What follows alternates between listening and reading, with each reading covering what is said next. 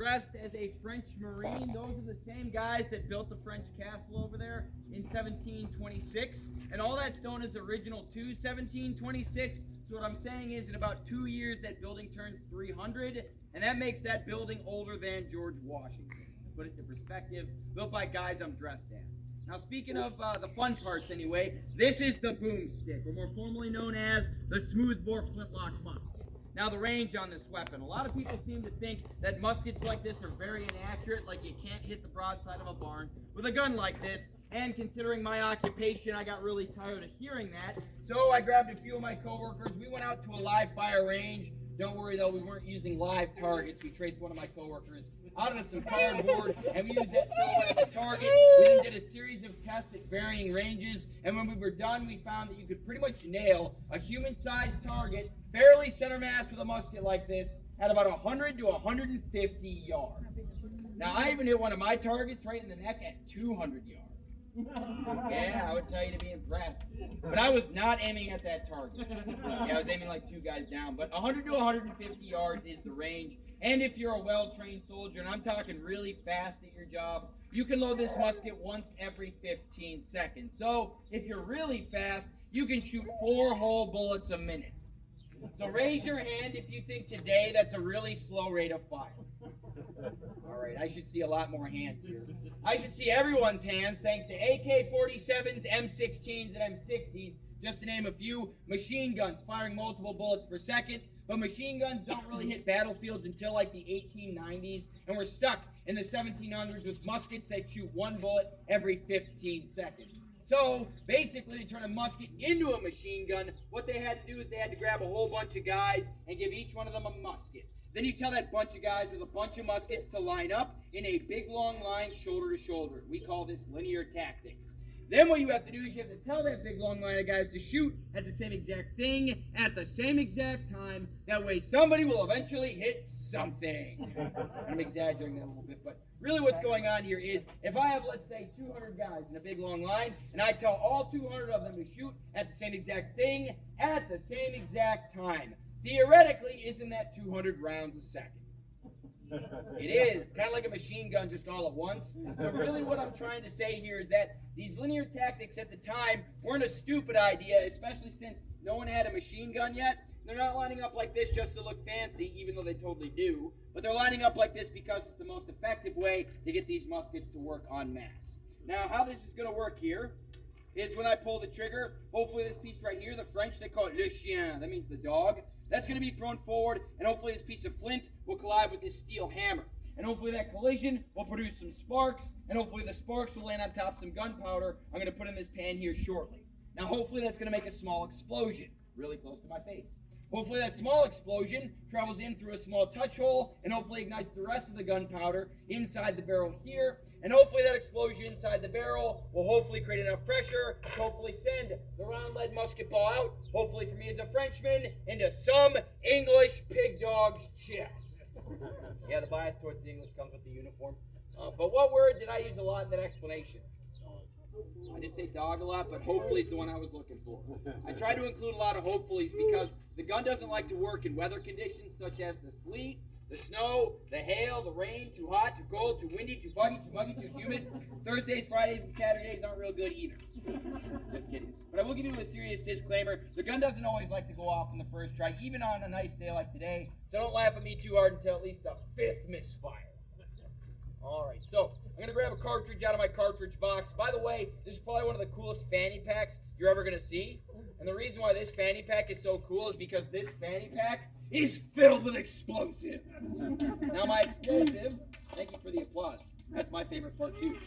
So my explosive, my cartridge here is just a paper tube. It's filled with black powder. There'd be a musket ball right here at the bottom of the cartridge, a 67 caliber musket ball, so we're not joking. However, today, I didn't include a musket ball in this particular cartridge because it seems up until now, I guess most of you have been fairly well behaved.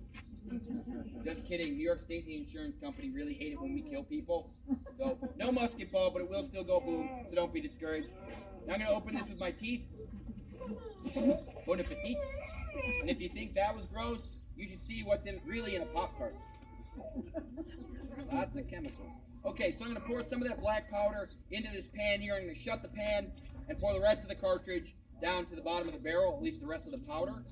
Because what I'm left with here is this paper tube, and inside that paper tube will be the musket ball. Now to load this quickly in about 15 seconds, I'd actually use a slightly loose-fitting musket ball in the musket barrel. Because if I had a tight-fitting ball, I'd have to sit there, jamming that tight-fitting ball all the way down that musket barrel, and that would take me a long time. Whereas with a slightly loose-fitting ball, I'm not going to have to jam it down the barrel. I'm just going to have to kind of plop it down the barrel. So I'm going to reload faster with that loose-fitting ball. But the problem is, if I have a loose-fitting ball in my barrel, and I decide to saunter to the top of that hill, and I decide to point my gun down at the enemy, what happens to the loose-fitting musket ball without that piece of paper? Exactly, all those answers were right. It rolls down. At that point, how stupid do I look? Really, very extremely all acceptable answers. So I'm going to take out my ramrod. I'm going to ram that piece of paper down with the musket ball. That piece of paper is also going to make the shot more accurate. It prevents the musket ball from bouncing within the barrel. Now here's a more underrated part of the reloading process, in my opinion. You just witnessed it. I removed the ramrod from the barrel. If you don't do that, what's going to happen to it is pretty anticlimactic, because it's going to fly a whole 30 feet through the air. It might do a loop-de-loop for you if you're lucky, but it's going to land pretty harmlessly on the ground. And even if you were to hit somebody in that flight path, short of hitting them like directly in the eye, you're not going to do too much damage to that person. You certainly won't kill them. Now, how would I know something like that? Yeah, because we tested it at the range too. First science. All right. And even if, and this would never happen, but even if I did turn that English pig dog on the other side of the battlefield into a shish kebab, I doubt he's going to dig it out of his chest. But the only way I have to reload my weapon out of his chest, limp across the battlefield, dodging the musket balls, the artillery shells, the mortar bombs, and pleasantly hand this back to me saying, "Here you go, chap, I think you lost something." That's not going to happen. Therefore, without this, I can't reload. If I can't reload, I can't shoot. And if I can't shoot this thing, it really isn't a musket anymore. It's a very expensive stick or war club. All right, so hopefully here goes. This is try number 1. On the count of 3, 2, 1. All right. So the show's not over, because who here likes weapons? All right, so I'm digging the enthusiasm there. Before we get to the other weapons, though, I do want to talk about the fact that, did you guys see that cloud of smoke? Yeah, that's just one musket worth. You got to picture the battlefield's going to have hundreds, if not thousands of guys shooting, plus they have cannons which produce even more smoke. You can see where on an 18th century battlefield it would get so smoky that it would be hard to see. So if you were there on that smoky, hard-to-see battlefield in the 18th century, who's going to be more dangerous? Who's going to do more damage to you? Is it going to be the enemy 200 yards in front of you that you can't see through the smoke? Or is it going to be your friends 10 feet behind you that can't see you through the smoke? It's going to be your friends 10 feet behind you. Because they're closer, they're going to do more damage than the enemy. So to prevent friendly fire in the 18th century, that's why everybody wears a brightly colored coat. Because of the contrast with the gray smoke, you get to see through that smoke who you're supposed to shoot at. More importantly, though, who you're not supposed to shoot at. Now, the second weapon I have for you guys today, I'm sure you're all familiar with, the sword. Now, I know swords are neat, but unfortunately, by the 1700s on a battlefield, this is an obsolete weapon. And the reason why is because you can only do one thing with a sword, and that is stab people. Now, I know that might be an appealing activity for some of you, but the problem is, the people you're going to stab on that 18th century battlefield with this sword, guess what they also have? They have muskets, cannons, guns, shooty things, too. So, by the time you get into range to actually use your sword for its one intended purpose of stabbing, what kind of cheese are you going to quickly turn into? Swiss, because you're going to be full of holes, would have also accepted smoke. Now, the last weapon I have also puts holes in people, and what it does is it turns my shooty thing into a shooty stabby thing. Yeah, this is the triangular socket bayonet. And what's really nasty about these things is they are made triangular on purpose. So this is a 3-sided blade. Now, the reason they're making these triangular is probably not for the reason you think. Most people think that bayonets are triangular so that you'll give people triangular wounds. And that does happen, but that's not why they made them triangular. The real reason they're making these triangular is because in the 18th century, their steel isn't as good as ours is today. So they had to pick a shape that was less likely to bend or break in combat. And as we know, the triangle is one of the strongest shapes known to man. So that's the real reason they're making these triangular. But the side bonus is, yes, you will give people triangular wounds with this thing. And triangular wounds, even today in 2024, I've been told by modern medical professionals, are still difficult to seal. And that's today, let alone in the 18th century, you're probably just going to bleed out. And if bleeding out doesn't kill you, does this blade look overly clean to anyone here?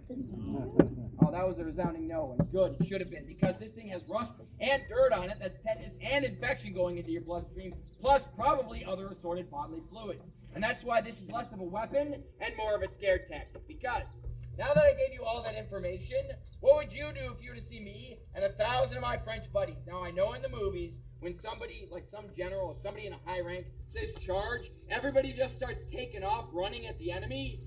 As you should already know, if it happens in the movies, it probably doesn't happen in real life, because that would never happen in real life. If you were to just say charge and have all your guys just start sprinting at the enemy, you've just taken your nice organized line you can control and communicate with and turned it into a chaotic, disorganized mob you can no longer control. So what's actually going to happen in the 18th century is they're not going to run at you, or at least start off by running at you. They're going to start off by keeping their line and walking at you like this, giving you time to think about this encroaching wall of triangular 6-foot pipes covered in rust, dirt, and other assorted bodily fluids. What are you going to do?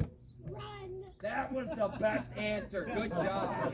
For all of you people who were going to say shoot, that's very noble of you. But the problem with fighting back in this scenario is the fact that you've got a musket and it works once every 15 seconds. You're going to be able to operate that weapon system fast enough to take enough guys down to completely stop the charge. The answer is usually no, especially when considering the fact that when you're getting bayonet charged or when you're going to bayonet charge somebody, you're going to do it when their morale is already low and they're already starting to break. All right, so by the point you're getting charged, your morale is already low. So that's why running away is the best answer, because even the enemy wants you to run away. All right, and if you are to run away and live to fight another day as an infantryman, I'm not going to chase after you, because you've just left the field not taken it. I've won the day. My job is done. I don't have to pursue you any further. And speaking of pursuit and running after things, do you see these not one, but two heavy wool coats that I'm wearing right now? Do I want to run after anything? No, I don't. It was a very rhetorical question. So with that, I end my demonstration. If you guys have questions, feel free to ask myself or anybody else in a silly hat. We're not dressed up all pretty for nothing. Thank you. Somebody will. Oh. I'm a sergeant. And the only thing that tells you I'm a sergeant is the lace right here on my car.